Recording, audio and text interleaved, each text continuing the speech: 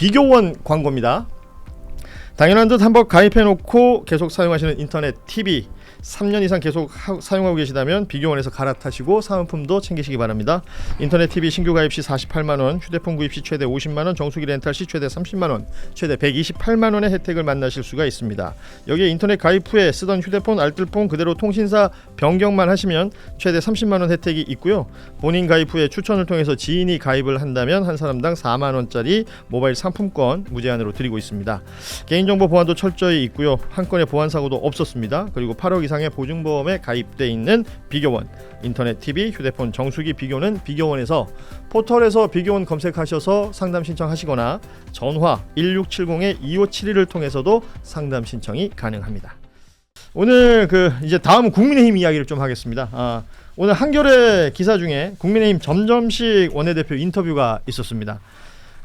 일단 제일 먼저 눈에 들어왔던 건 이제 국회 지금 모든 일정을 보이콧하고 있는데 왜요? 좀 길어질 것이다라는 얘기를 하고 있죠. 왜냐하면 다선 의원들이 강경하다라는 얘기를 했어요. 찐유는 상임위에 관심이 없다. 아니 무슨 일이 있나 보죠 지금 국힘에. 왜 보이콧 상임위 배분 문제로 틀어져 갖고 이제 상임위 아예 안 배분뿐만 아니라 뭐 모든 것에 지금 네. 불만이고 장동혁 대표는 일단 여의도에 나타나질 않고 있으니까요. 올림픽공원에 있나 아직도? 박우신 기자가 지금 지방순회 국민의힘 지금 출입이시니까 뭐 네. 내부에서 들리는 얘기들 다선 의원들이 강경하다. 이건 어떻게 해석해야 돼요? 그러니까 지금 의원들의 이 의견이 하나로 모이지가 않고 있어요. 그러니까 대체로 의견을 수렴하다 보면은 다수론이 있고 소수론이 있으니까 대체로 이런 쪽 방향으로 정리해서 갑시다라는 가닥이 잡히잖아요. 그래서 정점식 원내대표가 선수별로 오찬도 하고 간담회도 하고 요새 계속 그 일정이거든요. 예. 원내에서 엊그제도 4호선 모임 따로 하고 근데 친한계 의원들도 만나고 네. 예. 이렇게 만나는데 안 모이는 거예요. 의견이 너무 중구난방이고 다 다른 생각을 하고 있으니까 어제 4호선 간담회 하고 나서도 강경파도 있는데 이게 또 들어가 있는 말도 있는 거죠. 네. 그러니까 보안 사건만 놓고 보더라도 야 이거 빨리 우리가 법사에 들어가서 토론하고 해가지고 이거 해야 된다라고 주장하는 국민 의원들도 있고 어떤 의원들은 야 우리가 들어가는 순간 결국 민주당이 하는 저 보안 수사권 완전 폐지에 명분 삼아준 우리 절대 들어가면 안 돼 이런 의원도 있다라는 거잖아요. 이게 지금 정리가 안 되는 상황이다 보니까 정무식 원내대표가 결정을 하고 싶은데 할 수가 없는 상황인 거죠. 그러니까 이게 다선 의원들의 이제 이쪽에 이유를 들면 사실 만약에 정무식 원내대표가 본인의 뭔가 줏대가 강하고 뭔가 이거 확 잡고 있는 그립이 강한 사람이었으면은 우리 이렇게 갈 겁니다. 제가 설득하고 다닐게요. 이건데 스타일이 그런 스타일이 아닌 거예요. 내가 막 그립을 잡고 내가 밀어붙여야지 이게 아니라 좀 결정을 했으면 좋겠는데 이 사람 말도 다르고 저 사람도 말도 다르고 어떡하지 이 상황인 거죠. 그러니까 이제 되게 속상함과 어려움을 토로하고 있다. 보면 될 것 같습니다. 지금 현재 국민의힘의 원내대표란 자리는 굉장히 고민스러운 자리인가 보다. 왜냐하면 당 대표와 뭔가를 합을 맞추려고 하는데 고민을 한다고 고민이 사라지지 않아요. 이거는 결국엔 뭐 쉬울 줄 알았나? 선택의 문제이기 때문에 예. 정정식 의원이 고민이 많은 사람이 아니라 선택을 못하는 사람이죠. 그러니까 판단을 지금 못하고 있는 거죠. 지금 말씀하신 것처럼 상임위에 들어가서 그 안에서 투쟁해야 된다라는 의원들도 분명히 존재하는 것 같습니다. 문화일보 보도로 그런 내용이 있는 것이고 그리고 한겨레 인터뷰에서 그 질문이 있었어요. 꼭 확보해야 되는 상임위가 무엇이냐? 그랬더니 이런 답이 돌아옵니다. 법사위 없이 민주당에 어느 상임위를 줘야 한다고 하면 자리 다툼으로 비친다. 요거는 어떻게 해석을 합니까? 라고 생각을 해서 미리 염두에 둔 상임위가 있다는 얘기죠. 내 속에 생각해서 상임위가 있는데 이거를 내가 공개적으로 말을 하는 순간 안 되니까. 그러니까 뭐라고 사실 예측하시는데요? 뭐 정무위가 될 수도 있고 뭐 정무위. 기재위가 될 수도 있고 뭐 행안위가 될 수도 있고. 네. 맞네. 그런 맞네. 돈에 관련된 건가? 그렇죠. 일단 국토위는 민주당이 남겨둔다고 했으니까 그렇지. 그거 말고도 여러 가지 상임위 중에 진짜 많은 3선 이상 의원들이 꿈에 바라는 상임위원장도 자리들이 있죠. 예. 그리고 이게 단순히 알토란 같은 자리들이 있으니까. 본인의 자리도 있을 거고. 그러니까 지금 정동식 원내대표가 사실 한명도 원내대표랑 자주 만나고 있어요. 계속. 예. 그러니까 이런 이야기들을 하고 있는 거죠. 저는 이게 지금이야 강경으로 가지만 계속 강경으로 가진 않을 거라 봅니다. 장동혁 대표 거취에 관련해서 질문이 있었고 이 얘기에서는 어떤 답을 했냐면 대표의 거취를 오래 끌 일이 아니라고 했는데 진전이 아직도 없다. 그러니까 뭔가 관련된 판단을 해야 되는데 이게 뭐 뜻이 모이지 않는 것인지 대표 거취가 1개월 이내에 결정돼야 하는 사안이 아니다. 당내 의견을 잘 들어야 되는데 잘 안 모인다 등등 얘기를 했고요. 그러니까 최고위원들 중에 신동욱 최고, 김재원 최고가 뭐 키맨이다 이런 표현들도 있었는데 왜냐하면 당 대표를 끌어내리려면 최고위원 4명이 사퇴를 해야 되는데 그 2명은 사퇴할 것 같고 2명 때려 죽여도 사퇴 안 할 것 같으니까 지금 이 두 사람에 대한 얘기를 하고 있는 거죠. 그런데 그러니까 최고위원들 내리고 당 대표를 내쫓는 것은 바람직한 것은 아니다. 또 이렇게 얘기를 했습니다. 바람직함이란 뭘까요? 근본적인 질문으로. 명절은 무엇이냐고 묻는 것처럼 그러면 정치적으로 바람직한 건 뭘까요? 지금 국민의힘 돌아가는 상황을 봤을 때 이게 바람직하지 않다고 볼 수 있죠. 그러면 원내대표가 보기에 바람직한 상황은 뭐예요? 바람직한 6월 4일 다진 사태였겠죠. 그러나 일어나지 않았다. 저는 상임위 때문에 아직도 보이콧하고 있을 거라고 생각도 못했거든요. 그래서 저는 또 다른 이슈가 있어서 보이콧을 시작했나? 그러니까 지금 일을 전혀 안 하는 상태에서 관심을 많이 못 받고 있고 오히려 네. 뭐 국민의힘 뉴스는 지금 장동 대표가 장애투쟁하는 거에 몇 명이 왔냐, 누가 왔냐, 이건 무슨 의미냐, 뭐 한동훈은 신당을 창당하는 거냐, 마는 거냐 이런 건데 이제 국민의힘 의원들끼리 자기들끼리 모여서 야 신선 너름에 도끼자루 썩어도 시간은 간다, 뭐 이러고 있는 거죠. 아, 그렇게 신나 있는 거죠? 지금 그러니까 속마음은. 뭐 지금 선거도 많이 남았고 아직 우리가 나설 때가 아니라고 보고 이 당의 역사에서 지금 이런 얘기 하는 거 아닙니까? 처음에 이준석 어떻게 끌어내린 겁니까? 최고위원 붕괴시켜서 끌어내린 거잖아요. 그게 그 다음에 김기현 어떻게 끌어내린 겁니까? 똑같은 방식으로 끌어내린 거예요. 그리고 한동훈 어떻게 끌어내린 겁니까? 똑같은 방식으로 끌어내리는 거예요. 그럼 여기가 말하는 바람직하지 않다라고 하는 건 앞서 자당의 역사가 모두 바람직하지 않다는 거예요. 본인이 그때 본인은 어떻게 했어요? 근데 지금 이거는 장동혁을 끌어내릴 정치적 에너지가 우리에게 아직 모여있지 않다, 없다 이 얘기를 하는 거죠. 정정식 원내대표는 해봤잖아요. 네. 그래서 당권파로 분류됐던 인물 아닙니까? 그런데 지금 그런 어떤 에너지는 없는 것 같고, 그런데 대표는 자꾸 저러면 안 될 것 같은 것을 하고 네. 뭐 이런 복잡한 심정이 아니었을까? 근데 이게 우리가 예를 들면 지금 뭐 정당 지지율은 어떤 조사에 따르면 40%대 나오고 민주당이 국민의힘 20% 나오는데 실제 선거하면 다 말하자면 붙어서 나오잖아요. 뭐 지방선거 결과는 예. 12대 4가 났지만 접전지나 이렇게 가버리면 관심이 높아지면 이 구도 하에서 국민의 입장에서는 여유가 있는 거예요. 지금 뭐 18%까지 떨어져도 20 몇 프로 떨어져도 야 우리가 뭐 접전지 다 이기고 뭐 지난 선거 결과 뭐 저쪽 집에 불났다 야 뭐 이러고 있는 거예요. 그러니까 실제로는 제가 볼 땐 별로 이 아직 장동혁을 진짜 끌어내려야겠다 이 에너지가 없고 신동욱 최고랑 거기 부산에 와서 앉아 있잖아요. 네. 그럼 지금- 계속 가는 거죠? 장동혁 대표 체제로 총선. 뭐 그럴 가능성이 전까지. 지금 훨씬 높아 보이죠. 근데 예. 그러니까 지금 중요한 거는 포스트 장동혁에 대한 명확한 그림이 안 나와 있어요. 그러니까 뭐냐면은 장동혁 대표에 대한 비토감은 굉장히 높아요. 이거는 개파와 정파를 가리지 않고 국민의힘에서 지금 원내에서는 장동혁 대표 편이 거의 없어요. 한 두어 명 빼고는. 그러면 장동혁 대표를 실각시킨다고 하면 그럼 다음 당 대표 누가 할 건데 여기에서 서로 컨센서스가 안 모이는 거예요. 그러니까 친한계 쪽에서는 한동훈이 복당을 해서 전당대회를 뛰든 아니면은 한동훈을 복당시킬 수 있는 사람이 전대를 뛰든 해가지고 결국 한동훈이 복귀하는 걸 전제로 해가지고 전당대회 그림판을 만들고 싶은 네. 건데 친윤계 쪽에서는 그건 안 되는 거죠. 아. 장동혁은 몰아내는 것까지는 할 수 있는데 그 다음에 한동훈 쪽이 온다 이건 말도 안 되지. 그러니까 한동훈 이런 안 상황이다 된다. 보니까 이게 안 되는 거예요. 이게 만약 됐으면 진작에 아마 신동욱이든 김재현 최고한테 가서 딜을 해가지고 내려왔겠죠. 근데 이게 안 되기 때문에 이제 갑자기 안철수 의원이 이제 일요일 날 기자회견 하고, 근데 안철수 의원이 기자회견 했더니 친한계가 발끈하는데 소위 말하는 당권파분들 다 같이 안철수 갑자기 축혀 세우면서 이거 하고 있잖아요. 그러니까 그러니까 막 혹시 안철수 뒤에 친윤이 있나? 막 이런 얘기가 나오고 심지어 다음에 전당대회를 안철수 의원이 나오게 되면은 그 뒤에 친윤이 지원 사격을 할 거다 이런 얘기가 지금 나오고 있는 거잖아요. 네. 그러니까 안철수 의원은 그런 그림까지 생각을 해두고 이야기를 질렀을 수도 있다. 그냥 그렇게 될 수도 있지만. 장동혁은 지금 지난주에 징계편을 시작했는데 별로 반응이 없잖아요. 네. 징계편 조회수가 안 나오잖아요. 그러니까 오늘 뭘로 넘어간 겁니까? 혁신편으로 넘어갔어요. 본인이 혁신안을 갖고 오겠대요. 와. 이제 우리는 장동혁이 주도하는 혁신의 세상을 이제 보게 될 겁니다. 예고만 한 거죠. 네. 예고만. 그렇죠. 네. 혁신안이 뭐 지금 나온 것도 아니고요. 네. 예.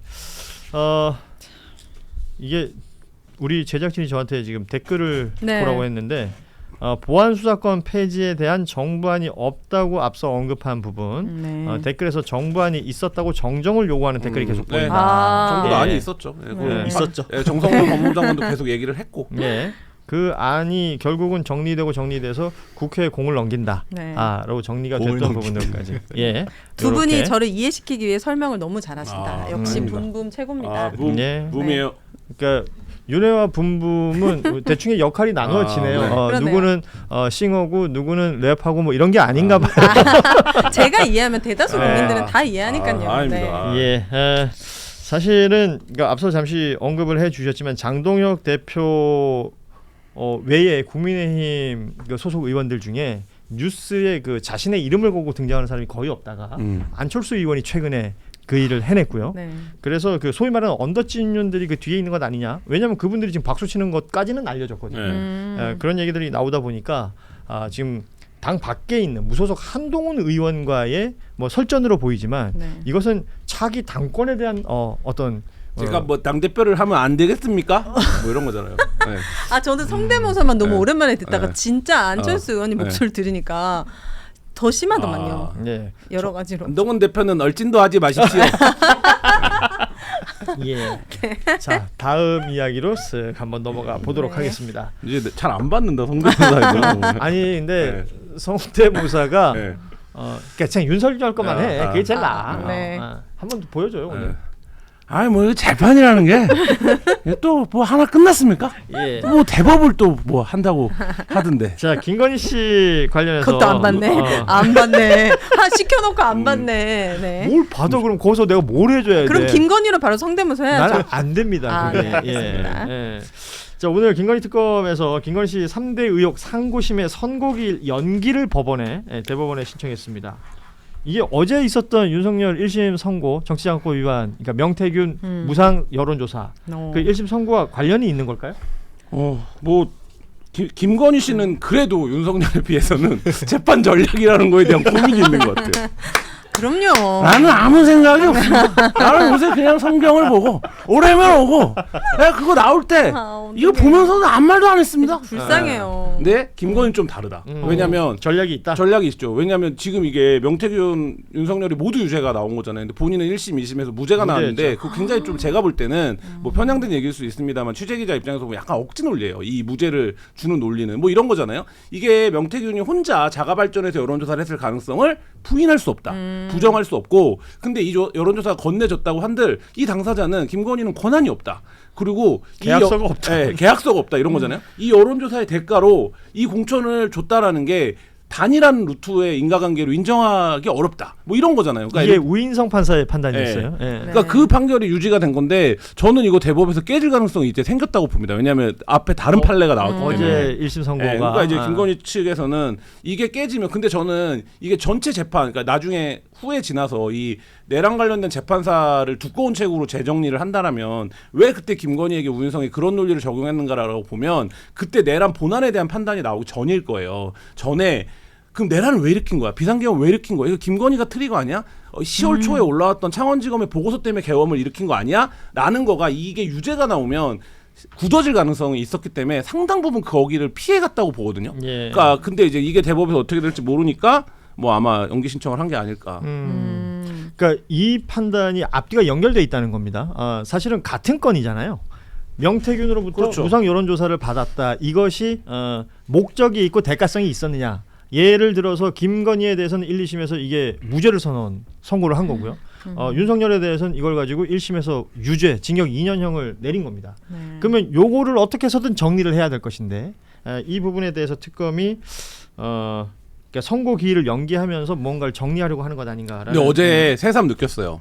한국 사회에 마지막 한 사람이 남아서 끝까지 내란을 얘기한다면 그것은 이진관이다. 진격의 이진관. 네. 우리가 모두 다 이제 내란이 피고해서 이 시사 방송이 다 내란을 벌여도 이진관은 내란을 단죄한다. 그렇게 웃으면서 얘기할 거예요. 얼마나 외로우시겠어요. 네 죄송합니다. 진짜 그렇게 유일한 판사가 한 분밖에 안 계시다는 게 슬픈 거잖아요. 아니, 뭐 다른 분들도 있는데 이진관 판사의 단호함이 있어요. 예. 그러니까 이 문제를 바라보는 거에 대한 그게 새삼 어제 좀 느껴지더라고요. 그러니까 뭐 일각에서는 그 법조계 일각에서는 왜 이진관 판사 저 김건희 씨 상고심까지 안 보고 왜 벌써 했냐 이런 식의 문제 제기하잖아요. 그게 더 문제인 거 아니에요? 그걸 보고한다고 하게 그렇죠. 되면 그거는 판결에 영향을 받으라는 건데. 그거는 좀 이상한 것 같아 되게. 명태균 씨 관련돼서는 이게 1심입니까? 징역 나온 그렇죠. 거? 그렇죠. 그래서 아. 어제 1년 6개월에 법정 구속이 됐죠, 명태균 네. 씨는. 그래서 명태균 씨의 법정 구속 이후에 바로 연상 작용으로 떠오른 인물이 오세훈 시장이에요. 여기에 대해서는 어떻게 판단해요? 저는 명태균 사건으로 2명을 구속시킬 수 있다면 네. 윤석열, 오세훈이라고 봅니다. 네. 근데 1명을 구속시켜야 된다. 그럼 오세훈이라고 봅니다. 저는 제가- 다른 말 안 하고 저는 네. 무조건 재선거가 어. 이루어지면 너무 좋겠다 서울시에. 그런 아니, 바람이 결국 있습니다. 오세훈 시장이 이제 확정형을 받고 네. 벌금 100만 원 이상이 나와서 네. 시장직을 잃게 돼서 네.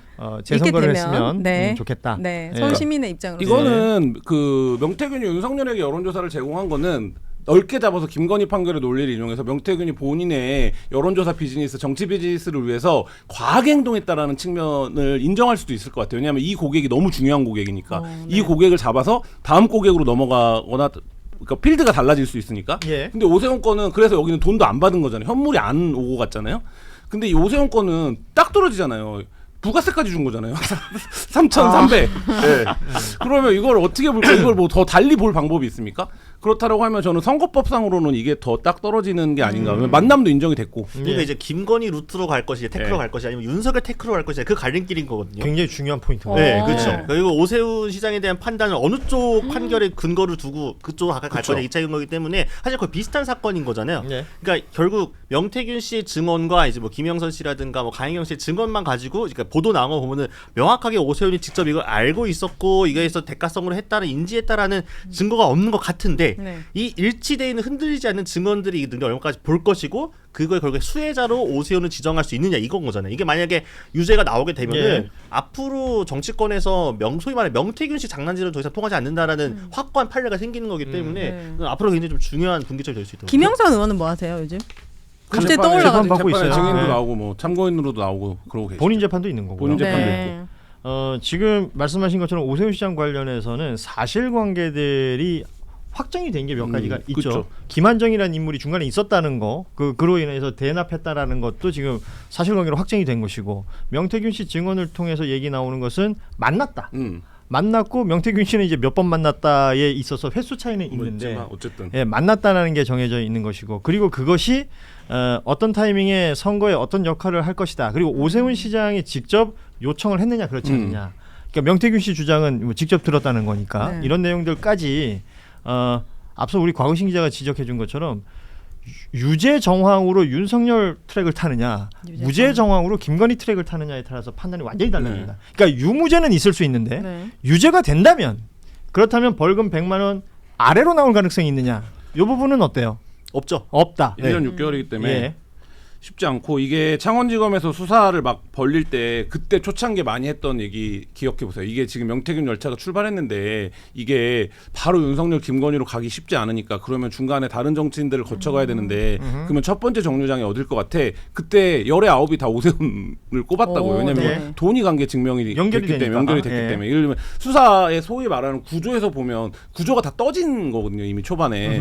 뭐 그런 거기 때문에 저는, 그리고 이제 구형량이 1년 6개월이기 때문에 유죄 인정이 된다라고 하면 그 당선 무효형이 나올 수밖에 없고, 근데 이제 무죄가 나오는 것밖에 방법이 없는데 오세훈 시장 입장에서는 네. 예. 이 무죄 논리를 만들 수 있을까? 왜냐하면 김건희는 공직이 없었잖아요. 그러니까 지위가 없는 자였잖아요. 정치인이 아니다. 네, 아니었고. 근데 네. 이제 오세훈은 당시에 후보였고 만난 정황이라든지 그걸 요구했다라는 진술이라든지 이런 부분들이 다 있기 때문에 이거 무죄 논리를 만든다면 어떻게 만들 수 있느냐, 이 부분도 사실 뭐 굉장히 난해한 부분이어서, 그리고 이미 앞서서 윤석열 판결이 나와버려서 이게 이제 판시 효과가 있는 거잖아요. 예. 뭐 그런 부분을 감안해야 되지 않을까 싶습니다. 모르겠어요. 과거에 그런 케이스들 많이 봐서 그런지 혹시 또 99만 원짜리 티켓 끊어주는 것 아닙니까? 유죄는 인정하되 벌금 100만 원 이하로 나오는 건 아니 뭐 아닌가? 그렇게까지 안 가고 한 150만 원만 줘도 이심 가면 그러면 99만 원이 될 수 있는데, 그러니까요. 예. 예.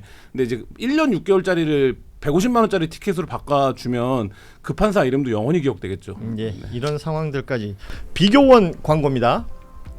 당연한 듯 한번 가입해놓고 계속 사용하시는 인터넷 TV 3년 이상 계속 사용하고 계시다면 비교원에서 갈아타시고 사은품도 챙기시기 바랍니다. 인터넷 TV 신규 가입 시 48만 원, 휴대폰 구입 시 최대 50만 원, 정수기 렌탈 시 최대 30만 원, 최대 128만 원의 혜택을 만나실 수가 있습니다. 여기에 인터넷 가입 후에 쓰던 휴대폰, 알뜰폰 그대로 통신사 변경만 하시면 최대 30만 원 혜택이 있고요. 본인 가입 후에 추천을 통해서 지인이 가입을 한다면 한 사람당 4만 원짜리 모바일 상품권 무제한으로 드리고 있습니다. 개인정보 보안도 철저히 있고요. 한 건의 보안 사고도 없었습니다. 그리고 8억 이상의 보증보험에 가입돼 있는 비교원, 인터넷 TV, 휴대폰 정수기 비교는 비교원에서 포털에서 비교원 검색하셔서 상담 신청하시거나 전화 1670-2571을 통해서도 상담 신청이 가능합니다.